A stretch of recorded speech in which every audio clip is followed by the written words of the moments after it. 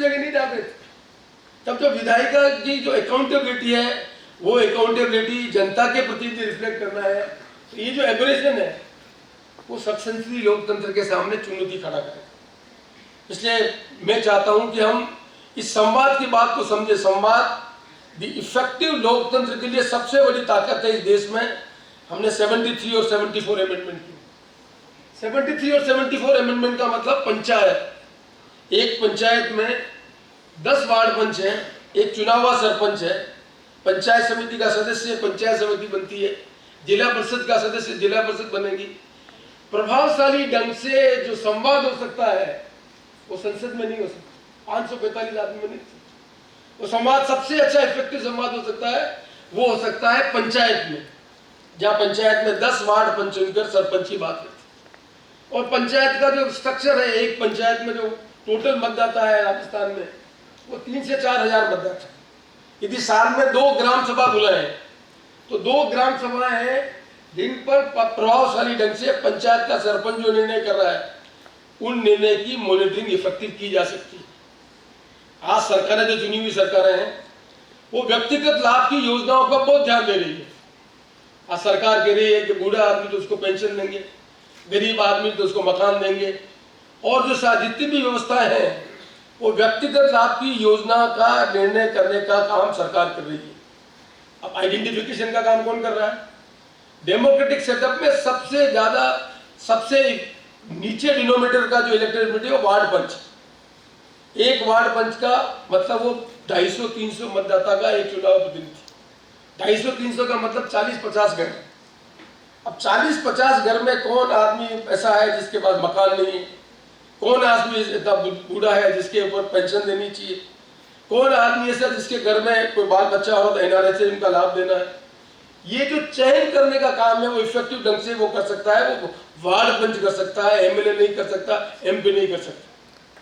तब जो वार्ड पंच को जिसको जिम्मेदारी देना वही चयन यदि गलत कर रहा है तो ऊपर का पूरा पिरामिड हमारा गलत बन रहा है। हमने कहा कि जो लोग बीपीएल फैमिली के उन लोगों को हम चयन करेंगे खाद्य सुरक्षा के अंतर्गत। खाद्य सुरक्षा में उन लोगों को सब्सिडाइज रेट पर राशन मिलता है। अब उस खाद्य सुरक्षा के चयन के लिए बीपीएल परिवार का जो आदमी है उसका चयन ही नहीं हुआ तो उसे तो मार्केट से ज्यादा पैसा लेके आना है। राजस्थान सरकार ने फैसला किया कि चिरंजीवी योजना में जिन लोगों का नाम है फूड सिक्योरिटी के अंदर वो deem to be member of Chiranjeevi योजना, 10 लाख रुपए तक का हम इलाज करेंगे। अब उसका नाम ही नहीं है, नाम ही नहीं है तो न तो उसको फूड सिक्योरिटी का लाभ मिल रहा और न चिरंजीवी योजना का लाभ मिलेगा। ये जानकारी उसको नहीं है चिरंजीवी योजना की कि भाई कुछ एब्रेशन में कलेक्टर को अधिकार दिया गया है तो उसका नाम नहीं तो ऑनलाइन में नाम जोड़कर उसकी कलेक्टर की रिकमेंडेशन में उसको बेनिफिट दिया जा सकता है। पर मोटे तौर पर जो संवाद है, जिस संवाद के बारे में प्रभावशाली ढंग से पार्लियामेंट्री डेमोक्रेसी में काम हो सकता है, चाहे व्यक्तिगत योजना का लाभ हो, चाहे समस्याओं के निराकरण करने के लिए प्रभावशाली ढंग से लोगों की एस्पिरेशन को अंडरस्टैंड करके पॉलिसी बनाने का काम हो, वो जब तक नीचे लेवल का हमारा जो इफेक्टिव सिस्टम है उसमें संवाद प्रभावशाली ढंग से नहीं होगा तब तक हम समस्याओं का निराकरण नहीं कर पाएंगे। इसलिए हमें 73 और 74 अमेंडमेंट के बाद फाइनेंस कमेटी के जो डिवोल्यूशन ऑफ फाइनेंशियल पावर है उस फाइनेंशियल कमेटी के डिवोल्यूशन पावर में आपने स्टेट को कितना फाइनेंस डेवलप होगा इसका तो निर्णय करने का काम किया आपने, पर पंचायत को कितना फाइनेंशियल डिवोल्यूशन होगा ये स्टेट को छोड़ दिया। जब स्टेट पे आपने फाइनेंस का डिवोल्यूशन करने का छोड़ दिया तो state after states nominal devolution कर रही है वित्तीय संसाधनों का पंचायत। अब जब पंचायत पर नीचे लेवल पर नॉमिनल लेवल पर आप कर रहे हो तो कौन सी योजना बनाएगा, क्या काम करेगा, उसके पास क्या स्थिति बनी। फाइनेंस कमीशन का जो डिवोल्यूशन हो रहा है क्या हम फाइनेंस कमीशन के अंदर ये नहीं डाल सकते हैं कि फाइनेंस कमीशन स्टेट का फाइनेंस तो डिवोल्यूशन करेगा ही करेगा, साथ में पंचायत के फाइनेंस का डिवोल्यूशन कैसा करेगा वो भी इनबिल्ट फाइनेंस कमीशन का पार्ट होना चाहिए। वो नहीं हो सकता क्योंकि इस देश में पंचायती राज यूनिफॉर्म नहीं है। गो टू दी केरला की एक पंचायत की पॉपुलेशन 25,000 है। गो टू दी बिहार, एक बिहार की पंचायत की पॉपुलेशन 2,000 है। कम टू दी राजस्थान, एक पंचायत की पॉपुलेशन 3,000 है। ये पंचायत इफेक्टिव केरल की है पर जिला परिषद इफेक्टिव कर्नाटक और महाराष्ट्र की है। Intermediate panchayat is effective Rajasthan. So with in panchayat we have different models. So यदि हमें संवाद को और प्रभावशाली ढंग से लागू करना है तो जो डिलिमिटेशन कमीशन में है कि इतनी मतदाताओं पर एक सांसद चुना जाएगा, ठीक उसी प्रकार आपको पंचायत को भी डिलिमिटेशन को मिलाना पड़ेगा कि यूनिफॉर्मली देश के अंदर एक पंचायत में कितनी पॉपुलेशन होगी, किस तरह का उनका डिस्ट्रीब्यूशन होगा। इस एवरेशन को हमने ठीक नहीं किया तो पंचायत को हम एम्पावर करने का भी काम करेंगे तो केरल में अलग ढंग से एम्पावरमेंट होगा, राजस्थान में अलग ढंग से एम्पावर होगा, और बिहार और महाराष्ट्र में अलग ढंग से एम्पावरमेंट होगा।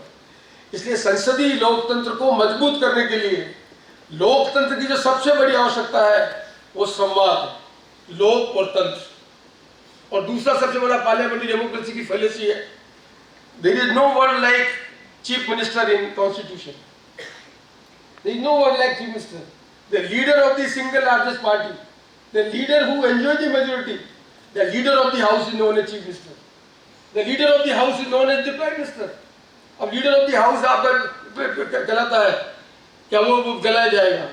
मैं विधानसभा का अध्यक्ष हूँ, माननीय रघुवंशी राज्यसभा के उपसभापति है, एमएलए की शपथ प्रिस्क्राइब्ड है कॉन्स्टिट्यूशन में, मिनिस्टर की प्रिस्क्राइब्ड है कॉन्स्टिट्यूशन में, हाईकोर्ट के जज की प्रिस्क्राइब्ड है कॉन्स्टिट्यूशन में, स्पीकर की कोई कॉन्स्टिट्यूशन में शपथ नहीं। Speaker is one of them जो एमएलए की शपथ लेकर हाउस को कंडक्ट करने का काम करता है, स्पीकर की कोई शपथ नहीं होती। स्पीकर इज बेसिकली शपथ एमएलए लेता है और जिसका बहुमत दास है उसमें जो एक एमएलए को आपको स्पीकर बनाते हैं और हाउस को उसको डिलिब्रेट करना है। एंड 10th शेड्यूल में हमने उसके क्वाजी जुडिशरी पावर दे रखी कि जो एंटी डिफेक्शन बिल है उस एंटी डिफेक्शन बिल के अंतर्गत निर्णय करने का काम, जो कोर्ट का काम करने का काम है, वो कोर्ट का काम स्पीकर को करना है एंटी डिफेक्शन बिल में। तो मैंने कहा था कि एंटी डिफेक्शन बिल में हमें आधारभूत परिवर्तन करने की आवश्यकता है, क्योंकि टिकट पार्टी देती है, पार्टी के सिंबल पे जीत के आदमी आता है। यदि वो डेविएशन करता है पार्टी की आइडियोलॉजी से तो उसका अधिकार मिलना चाहिए पार्टी को और इलेक्शन कमीशन के बीच में कि वो उन चीजों को डिस्क्वालीफाई करे।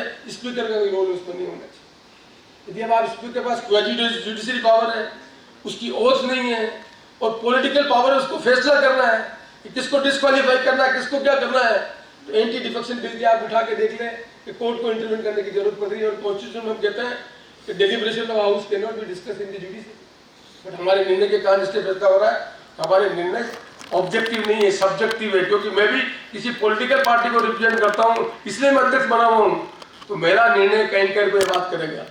लेकिन इसके दूसरे उदाहरण भी है। जुडिशरी में हाईकोर्ट का जज बनता है वकील, देरा जुडिशरी से भी आदमी आता है, पर मोस्ट ऑफ द वकील जो बनते हैं हाईकोर्ट के अंदर, उनमें अच्छे वकील को कॉलेजियम हाईकोर्ट का जज बनाता है।